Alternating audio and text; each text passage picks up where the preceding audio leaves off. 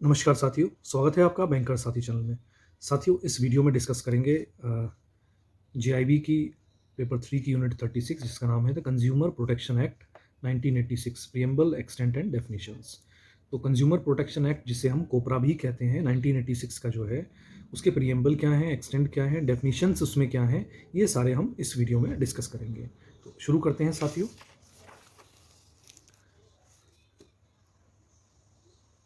Consumer protection act 1986 साथियों जो लाया गया था, उसका बेसिक जो पर्पज़ था जो वो यही था कि हमारे जो कंज्यूमर्स जो हैं उनके इंटरेस्ट को प्रोटेक्ट किया जा सके बेहतर तरीके से। और उनका पर्पज़ ये था कि establishment of a consumer council and other authorities for the settlement of consumer dispute for the matter connected with their with.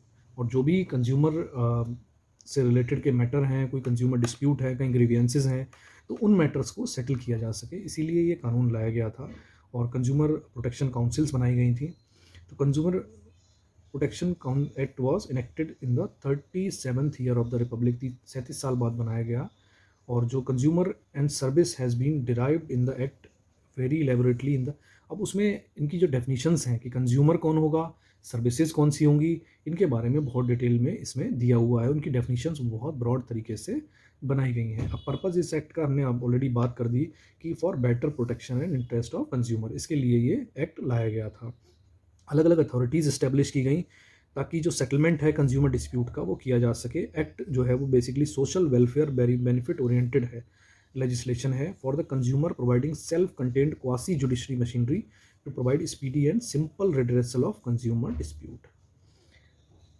एक बार समझते हैं इसका मतलब क्या है। ये basically social welfare benefit oriented legislation है, यानी कि सोसाइटी के बेनिफिट के लिए, सोसाइटी के वेलफेयर और बेनिफिट के लिए ये लॉ लाया गया है, जिसमें कंज्यूमर को क्या प्रोवाइड किया गया, कंज्यूमर को प्रोवाइड किया गया है एक सेल्फ कंटेन्ड से क्वासी जुडिशरी मशीनरी। एक मतलब पूरी तरह से जुडिशियल उसको नहीं कहा जा सकता, एक क्वासी जुडिशियल मशीनरी इस एक्ट के तहत प्रोवाइड की गई है, जो क्या करेगी, स्पीडी और सिंपल रिड्रेसल करेगी कंज्यूमर डिस्प्यूट्स का। जो भी कंज्यूमर डिस्प्यूट्स होंगे उनका स्पीडी और सिंपल तरीके से उसका निवारण किया जाएगा। और ये जो मशीनरी है, क्वासी जुडिशियल मशीनरी, ये डिस्ट्रिक्ट लेवल पे, स्टेट लेवल पे और सेंटर लेवल पे इस्टेब्लिश की जाएगी। और वो नेचुरल जस्टिस का जो हमारा प्रिंसिपल है, प्रिंसिपल ऑफ नेचुरल जस्टिस है, उसको ऑब्जर्व करेंगे। And they are empowered to give relief to specific nature, एक स्पेसिफिक नेचर का रिलीफ जो है वो पर्सन को, पार्टी को वो दे सकते हैं। अगर ज़रूरी हुआ तो अवार्ड या कंपनसेशन भी कंज्यूमर्स को दिला सकते हैं।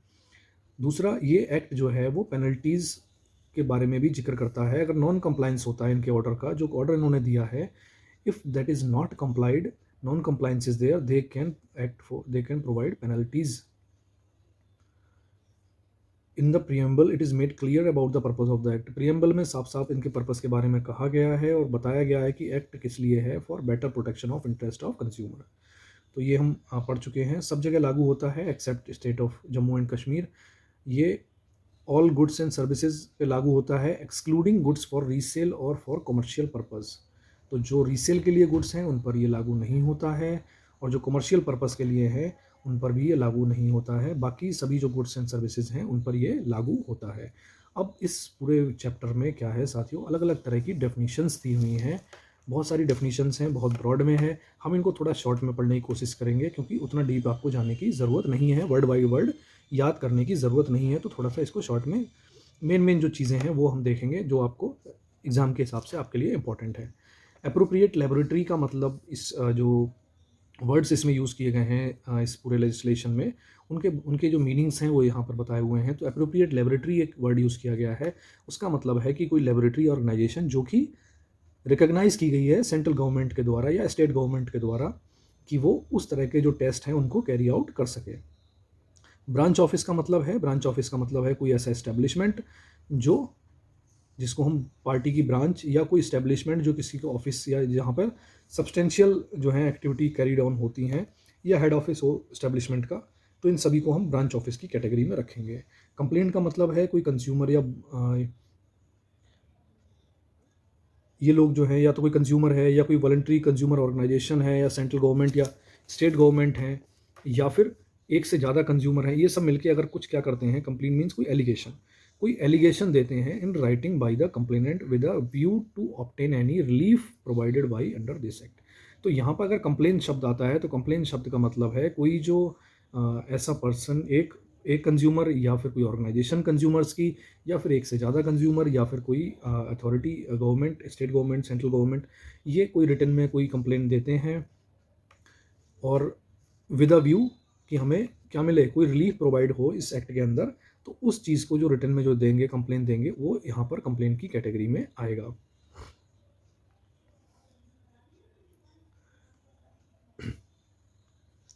अब दूसरा है एन अनफेयर ट्रेड प्रैक्टिस और अ restrictive trade practice has been adopted by the trade services, the goods bought by him or agreed to bought by him suffer from one or more defect। तो ये सारी चीज़ें होती हैं कि इन सभी matters में जो यहाँ पर दिए गए हैं, इनके साथ में ये कंप्लेन जो है वो की जा सकती है। इनके रिगार्डिंग में या तो मान लीजिए कोई अनफेयर ट्रेड प्रैक्टिस जो है या रेस्ट्रिक्टिव ट्रेड प्रैक्टिस जो है वो ट्रेडर या सर्विस प्रोवाइडर के द्वारा अडॉप्ट की गई है, तो उसके अगेंस्ट में कंप्लेन हुई है। या फिर क्या है, कोई गुड जो खरीदी है कंज्यूमर ने या एग्री किया है खरीदने के लिए, उसमें कोई ना कोई डिफेक्ट है, वन और मोर डिफेक्ट उसके अंदर हैं। दूसरा है कोई सर्विसेज उन्होंने हायर किए हैं तो वहाँ पर डिफिशियंसी आई है, जो जैसी प्रॉमिस की गई थी उस तरह की सर्विसेज नहीं प्रोवाइड की गई हैं। दूसरा है ट्रेडर या सर्विस प्रोवाइडर ने क्या किया है कि चार्ज की जो प्राइस जितना होना चाहिए या जो मेंशन किया गया है उससे ज़्यादा चार्ज किया गया है। तो ये सारी चीज़ें हैं। The good which will be hazards, या कोई ऐसी चीज़ दी गई जो क्या है, जो लाइफ के लिए या स्वास्थ्य के लिए खतरे वाली हो सकती है, जिनको पब्लिक में यूज़ किया गया। तो इस तरह की हैं। बाकी जैसे हम अगर बात करें तो कंज्यूमर की अगर बात करें तो कंज्यूमर की भी एक बड़ी डेफिनेशन है। कंज्यूमर का मतलब है कोई भी पर्सन जो या तो गुड्स खरीदता है फॉर अ कंसिडरेशन, यानी कि खरीदता है और उसके बदले में कोई कंसिडरेशन मतलब कोई पैसे देता है या कोई और बार्टर, कोई और सामान बदले में देता है। तो buy good for a consideration which has been paid और प्रॉमिस टू पे और partly paid and partly promised. तो उसका पैसा दे दिया गया है या फिर प्रॉमिस टू पे कर दिया गया है कि मैं दूंगा, या आधा पे कर दिया गया है, आधा रह गया, तो इस तरह का कोई है। या फिर कोई डेफर्ड पेमेंट के सिस्टम में कोई खरीदता है ना। तो ये सारी जो कंज्यूमर की डेफिनेशन है, मतलब बेसिकली है यही कि जिसने कोई गुड खरीदी या कोई सर्विस अवेल की, या तो उसके लिए पेमेंट कर दिया, या फिर वो करने वाला है, या फिर उसने पार्टली पे कर दिया है, पार्टली करने वाला है। तो इस तरह के जितने भी लोग होंगे, ये सारे पॉइंट लगभग उसी कैटेगरी में है।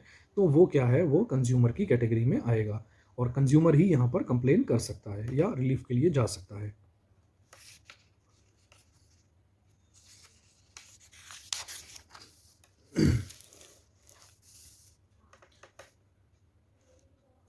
अब अगर हम बात करें साथियों कंज्यूमर डिस्प्यूट की, तो कंज्यूमर डिस्प्यूट का मतलब है कोई ऐसा डिस्प्यूट जहाँ पर जिसके अगेंस्ट में कंप्लेन की गई है, where the person against whom complaint has been made denies or dispute the allegation contained in the complaint। तो डिस्प्यूट कब अराइज होगा, एक पर्सन कहता है कि भाई मैंने तुझे पैसे दिए, तुमने मुझे सामान उस क्वालिटी का नहीं दिया, वो सेटिस्फाइड नहीं है। दूसरा पर्सन ने अगर मान लिया कि हाँ भाई माल सेटिस्फाइड नहीं था, वो उस क्वालिटी का नहीं था, गड़बड़ थी, मैं तुम्हारे पैसे वापस कर देता हूँ, या कुछ सेटलमेंट उनमें हो जाता है या आधे पैसे वापस कर देता हूँ, तो वहाँ पर तो डिस्प्यूट हुआ ही नहीं। डिस्प्यूट तो तब होगा जब जो मिस्टर ए है जिसने सामान खरीदा है, जो कंज्यूमर है, वो कह रहा है कि आपने मुझे सब स्टैंडर्ड माल दिया है या कम दिया है या उस क्वालिटी का नहीं दिया है, कोई भी बात। और दूसरा जो पर्सन है जिसने वो माल बेचा है, वो क्या करता है, वो डिनाई करता है इस चीज़ को, वो कहता है नहीं, मैंने जो भी चीज़ दी है वो सही दी है, आपको क्वालिटी वाली दी है। तो वहाँ पर फिर क्या होगा, वो डिस्प्यूट हो जाएगा और उसे हम कंज्यूमर डिस्प्यूट कहेंगे। डिफेक्ट का मतलब है कोई भी फॉल्ट है या इम्परफेक्शन है या शॉर्टनिंग है क्वालिटी में, क्वांटिटी में, पोटेंसी में, प्योरिटी में या स्टैंडर्ड में। इस तरह की कोई भी चीज़ होगी एज पर मार्क, अगर वो नहीं है तो इसका मतलब है कि उसमें डिफेक्ट है। डिफेक्ट की तो हम बात करते हैं in relation to any goods.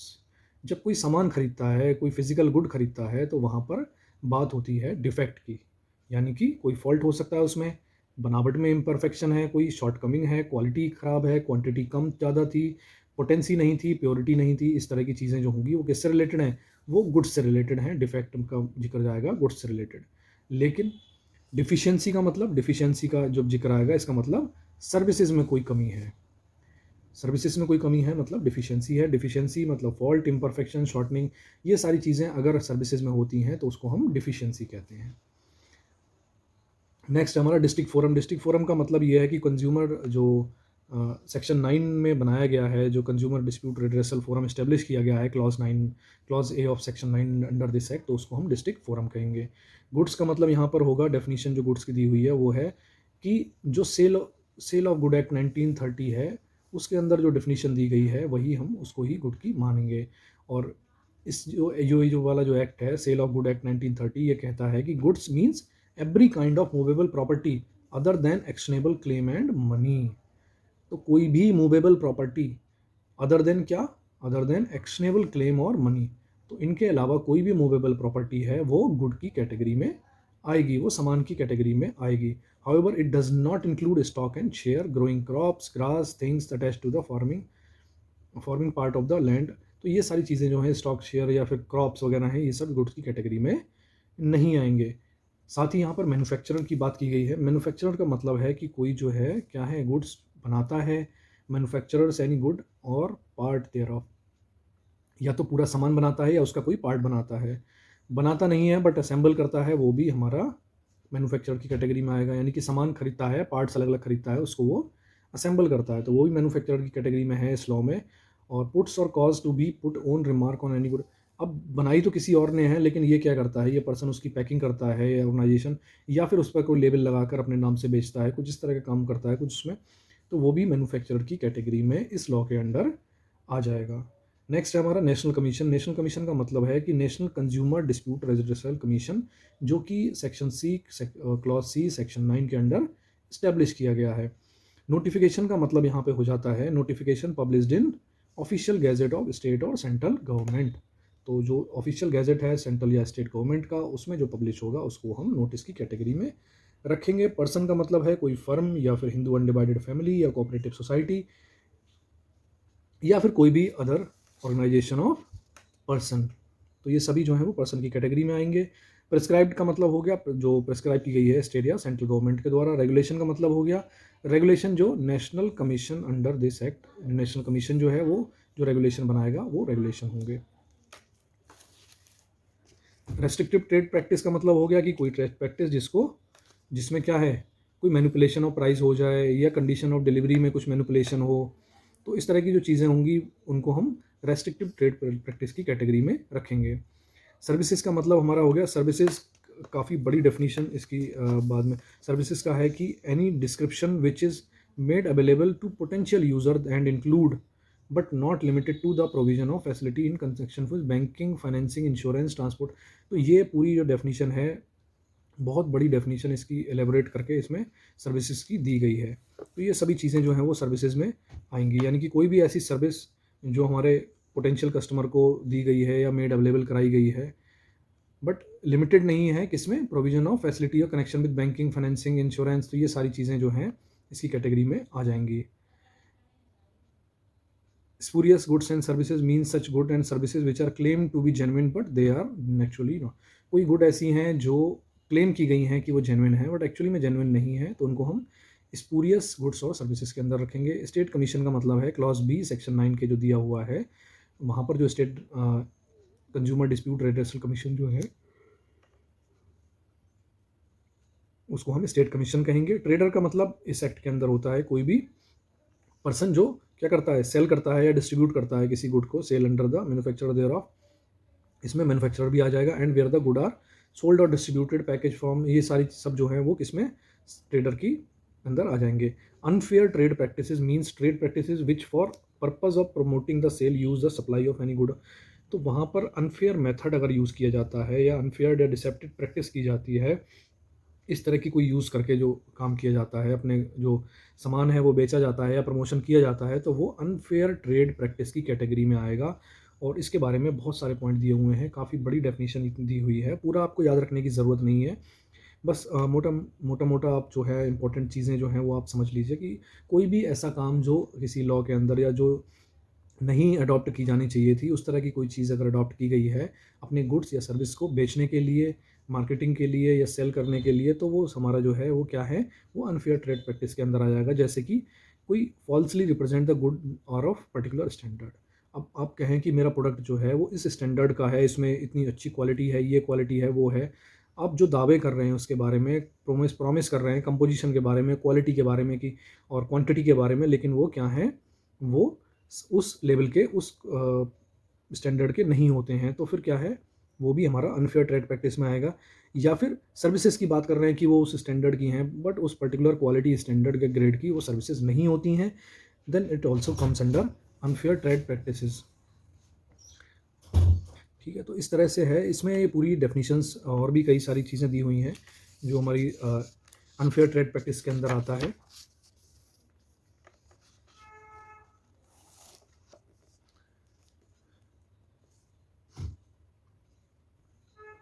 तो ये सभी कोई गिफ्ट प्राइजेस वगैरह ऑफर कर रहे हैं, तो वो भी with the intention of not providing them at, मतलब पहले आपने प्रॉमिस कर दिया कि हम इतना आप सामान खरीदोगे, इसके साथ में ये देंगे, इसके साथ ये गिफ्ट है, बट वो सब वो एक बार सामान बिक गया तो उसके बाद आप उससे पीछे हट गए, तो है ना। या फिर उस तरह का इंप्रेशन दिया गया कस्टमर को कि आप इतना सामान खरीदोगे या ये पर्टिकुलर प्रोडक्ट खरीदोगे तो इसके साथ में ये सर्विसेज मिलेंगी या ये प्रोडक्ट मिलेगा या ये डिस्काउंट मिलेगा, तो वो सारी चीज़ें प्रॉमिस की गई बट किया नहीं गया, तो वो भी हमारा अनफेयर ट्रेड प्रैक्टिस के अंदर आएगा। तो ये जो भी आप समझ सकते हैं, आपको जो लगेगा कि गलत हो रहा है, ऐसा नहीं किया जाना चाहिए ट्रेड में, तो वो सभी जो है हमारा अनफेयर ट्रेड प्रैक्टिस के अंदर आ जाता है। इसकी डेफिनेशन जो है अनफेयर ट्रेड प्रैक्टिस की दी हुई है कि वो बहुत ज़्यादा एग्जॉस्टिव है, बहुत सारी चीज़ें इसमें आती हैं जो अनफेयर ट्रेड प्रैक्टिस में है, और due to different unfair practice adopted in the sale of good और ऑफरिंग सर्विसेज, क्योंकि बहुत सारे जो अलग अलग ट्रेडर हैं, अलग अलग जो मैन्युफैक्चरर हैं जो सेल कर रहे हैं अपने प्रोडक्ट को, वो क्या करते हैं, अलग अलग जैसे जैसे टाइम निकल रहा है, नए नए लोग जो हैं वो नई नई चीज़ें लेके आते हैं, और अलग अलग तरह की प्रैक्टिसेस जो हैं वो काफ़ी ज़्यादा मार्केट में देखी जा रही हैं, अलग अलग तरह की अनफेयर प्रैक्टिसेस लोग अडॉप्ट कर लेते हैं। तो फंडामेंटल कॉन्सेप्ट जो है वो उसका मतलब है कि फेयर, वर्ड फेयर जो है वो यहाँ पर सबसे ज़्यादा इंपॉर्टेंट है। अनफेयर का मतलब है कि कोई चीज़ जो फेयर ना हो, है ना। तो अंडर हैंड उसमें कुछ भी छुपा हुआ नहीं होना चाहिए, सब कुछ फेयर होना चाहिए, तभी उसको हम फेयर प्रैक्टिस कहेंगे कि transaction has nothing under hand in it, is honest, just, equitable and upright. तो फेयर प्रैक्टिस कब होगी, जब ये क्या है, इसमें कुछ भी छुपा हुआ नहीं है, अंडर हैंड कुछ नहीं है, जो है सामने है, ऑनेस्ट है, जस्ट है, इक्विटेबल है, अपराइट है, और दूसरी पार्टी जो है उसका किसी भी तरह से कोई भी अनड्यू एडवांटेज इसमें नहीं लिया गया है। तो इस तरह की जो चीज़ होगी, इसका मतलब वो है, वो क्या है, वो फेयर प्रैक्टिस में आ जाएगा हमारा। अब नेक्स्ट हमारा जो आता है वो है act over not over riding any other law. तो ये हमारा जो एक्ट है वो किसी भी दूसरे एक्ट को ओवरराइड नहीं करता है। जैसे हमने डीआरटी के केस में देखा था, डीआरटी जो एक्ट है वो दूसरे एक्ट को, कंपनीज एक्ट को क्या कर देता है, वो कंपनीज एक्ट के प्रोविजंस को क्या करता है, ओवरराइड करता है, कई केसेस को ओवरराइड करता है, कई एक्ट को ओवरराइड करता है। लेकिन इस एक्ट में, कंज्यूमर प्रोटेक्शन एक्ट का जो प्रोविजंस हैं, वो किसी दूसरे लॉ को ओवरराइड नहीं करते हैं। The provision of this act are in addition to the applicable law, जो लॉ ऑलरेडी चल रहे हैं उनके एडिशन में है, कोई भी ओवरराइडिंग दूसरे लॉ की नहीं की गई है। ठीक है, और ये क्या है, ये जो एडिशनल मींस प्रोवाइड करते हैं ताकि जो कंज्यूमर है उनको रेमेडी एक और मिल सके, और जिससे कि क्या है, स्पीडी काम किया जा सके। If the remedy paid is barred under any law, then the forum constitute under this law can not grant such remedy. अब कोई कस्टमर है, कोई कंज्यूमर है, उसने कोई ऐसी चीज़ इसमें जो जो फोरम है उनके सामने ऐसी डिमांड की है, ऐसी कोई केस रखा है, ऐसी कोई मांग की है, ऐसे कोई रिलीफ की मांग की है जो कि किसी और लॉ में बार्ड है, यानी कि किसी और लॉ के तहत वो काम नहीं किया जा सकता, उस तरह का रिलीफ नहीं दिया जा सकता, तो वहाँ पर जो फोरम है, चाहे वो डिस्ट्रिक्ट फोरम हो या स्टेट फोरम हो या नेशनल वाला हो, नेशनल फोरम हो, वो उस तरह की रिलीफ प्रोवाइड नहीं करेंगे। नेक्स्ट है हमारा कंज्यूमर प्रोटेक्शन एक्ट 2019। अब ये वाला जो 1986 का जो कंज्यूमर प्रोटेक्शन एक्ट था वो प्री ग्लोबलाइजेशन एरा की बात थी। अब ग्लोबलाइजेशन से पहले चीज़ें काफ़ी अलग हुआ करती थी, बट जैसे ही 92-93 में हमारा ग्लोबलाइजेशन हुआ, उसके बाद में जो लिबरलाइजेशन, ग्लोबलाइजेशन, ये सब जब हुआ, तो इंडियन मार्केट जो है वो बहुत तेज़ी से ग्रो हुई है, अनप्रेसिडेंटेड पेस पे ग्रो हुई है, और जो कंज्यूमर हैं, कस्टमर हैं, उनकी एस्पिरेशन बहुत बड़ी हैं, चॉइसेस उनकी बहुत बड़ी हैं, और साथ ही इंडिया के जो कस्टमर हैं उनकी भी जो, उनके लिए जो चीज़ें अवेलेबल हैं वो भी बहुत तेज़ी से बढ़ी हैं। अब इंडिया क्या है, फास्टेस्ट ई कॉमर्स मार्केट भी है, ग्रोइंग ई कॉमर्स मार्केट है, और ग्लोबल सप्लाई चेन भी है यहाँ पर, राइज इन इंटरनेशनल ट्रेड और रैपिड। तो ये सारी चीज़ें जो हुई हैं, नई नई चीज़ें निकल के आई, ई कॉमर्स उस समय था ही नहीं जब ये लॉ आया था पुराना वाला।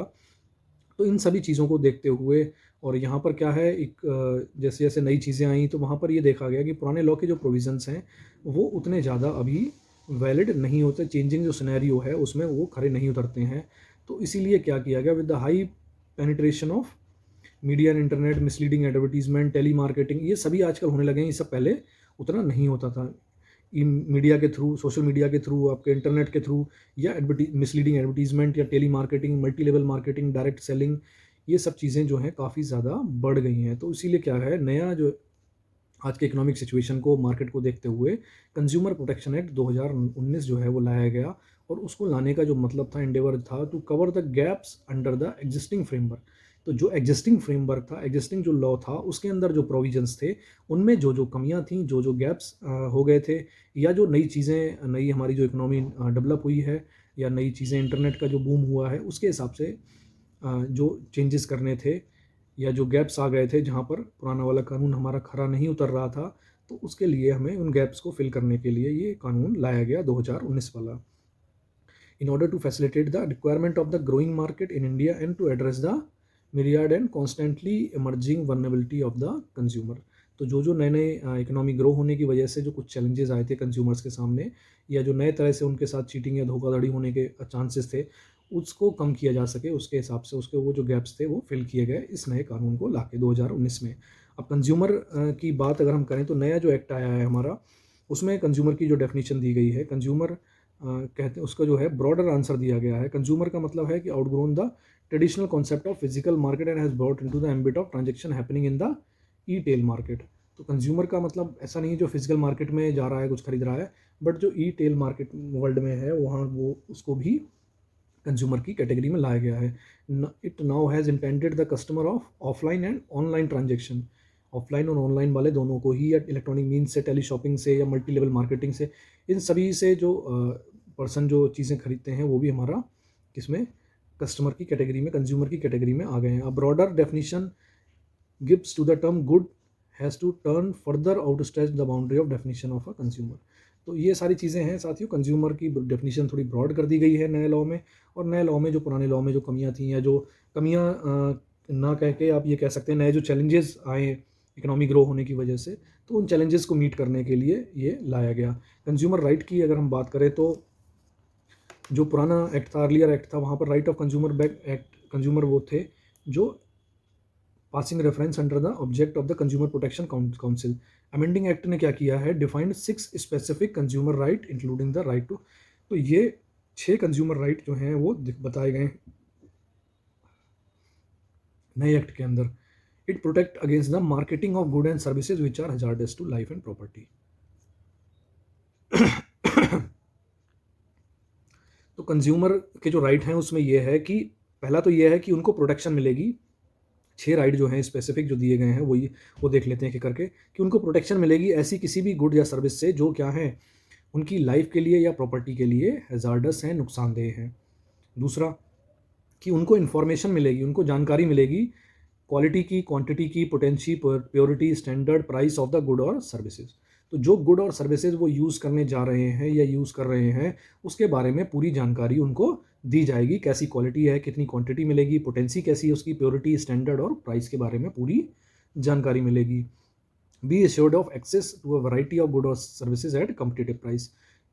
तीसरा जो कंज्यूमर का राइट है कि उनको जितनी भी वैरायटी ऑफ गुड्स हैं और सर्विसेज हैं उनका एक्सेस मिले, है ना। ऐसा ना है कि उनके पास एक या दो गुड्स ही अवेलेबल, उनके पास चॉइस ही नहीं है, उन्हें मजबूरी में वही खरीदना है और जिस मनमाने प्राइस पे मिल रहा है उस प्राइस पे खरीदना है। तो ऐसा नहीं है, उनको चॉइसेस मिलनी चाहिए, एक्सेस होनी चाहिए वैरायटी ऑफ गुड्स और सर्विसेज की एट कम्पिटिटिव प्राइस। चौथा है, अगर be heard and assured that the consumer interest will receive due consideration eight appropriate forum.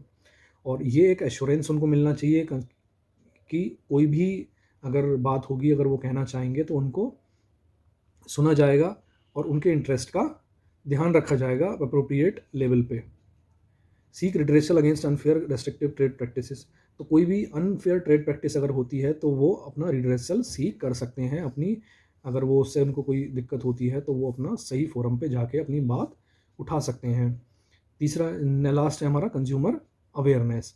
जो कंज्यूमर है उनको अवेयर किया जाएगा, उनको पूरी अवेयरनेस दी जाएगी। तो ये हमारे जो 6 स्पेसिफिक कंज्यूमर राइट थे जो नए लॉ के अंदर 2019 वाला जो लॉ है हमारा उसके अंदर जो बताए गए हैं वो थे। तो इसके साथ ही साथियों ये चैप्टर फिनिश होता है। और इसमें 3-4 क्वेश्चन मल्टीपल चॉइस हैं, वो भी एक बार देखते हैं। Consumer protection act is enacted to protect the manufacturing condition of the industries. तो क्या मैन्युफैक्चरर जो हैं उनकी कंडीशन कैसी है इंडस्ट्री में, उसके लिए लाया गया है? तो ये फॉल्स है साथियों, नाम ही से कंज्यूमर प्रोटेक्शन एक्ट है, तो कंज्यूमर जो है उनके प्रोटेक्शन के लिए लाया गया है। The agencies appointed under consumer protection act are quasi judicial in the nature. तो ये हमने पढ़ा था कि ये क्वासी जुडिशियल नेचर की होती हैं। 3 तरह के फोरम, डिस्ट्रिक्ट लेवल पे, स्टेट लेवल पे और सेंट्रल लेवल पे रखे जाते हैं। उनकी पावर जो होती हैं वो, या उनका जो नेचर होता है वो क्वासी जुडिशियल होता है। तो ये ट्रू है। क्या ना voluntary consumer association file a complain on behalf of a consumer. तो ये सही है साथियों, हमने देखा था कि कंज्यूमर की कैटेगरी में कौन कौन आएगा। तो वॉलंटरी ऑर्गेनाइजेशन जो है वो भी कंज्यूमर की कैटेगरी में आएंगे और वो रिटर्न में हमारा एप्लीकेशन या कंप्लेन जो है वो दे सकते हैं। अ कंज्यूमर है purchased good for resale, can he file complain. तो हमने देखा था कि कोई भी जो गुड है, जैसे कि रीसेल के लिए जो खरीदी गई हैं, फर्दर आगे सेल के लिए, या फिर कोई शेयर्स या डिवेंचर या फिर मूवेबल जो चीज़ें रुपी वगैरह हैं, तो ये सारी चीज़ें जो हैं वो उस कैटेगरी में नहीं आएंगी। साथ ही जो गुड्स जो खरीदी गई हैं जिनको आगे फर्दर सेल करना है, तो वो भी कंज्यूमर की कैटेगरी में वो पर्सन नहीं आएंगे।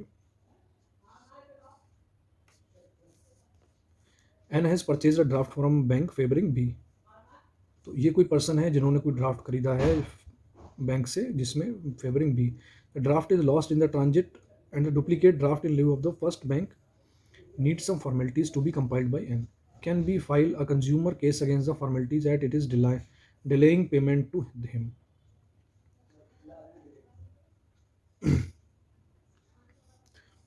तो साथियों, अब मिस्टर एन ने कोई ड्राफ्ट परचेज किया जो कि किसके फेवर में था? मिस्टर बी के फेवर में था। अब बी उन्होंने क्या, अब वो ड्राफ्ट उनसे खो गया।